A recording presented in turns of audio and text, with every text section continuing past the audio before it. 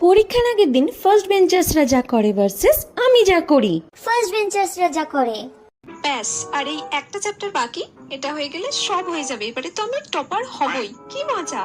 পরীক্ষার আগের দিন আমি যা করি। এটা সিলেবাসটা কি ছিল? সঞ্চিতাকে একবার ফোন কর। হ্যালো সঞ্চিতা, বলছি আমাদের যে সাবজেক্টটার পরীক্ষা আছে না, সেটা সিলেবাসটা একটু বল না রে। হ্যাঁ ডাক দিচ্ছি, বল।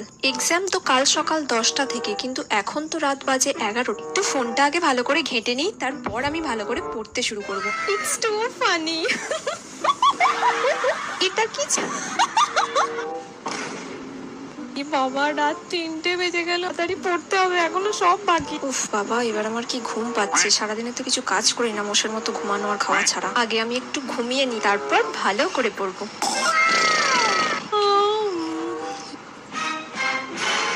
এই বাবা, আমার তো আজ এক্সাম। সকাল 7টা বেজে গেল, এবার আমি কি করবো?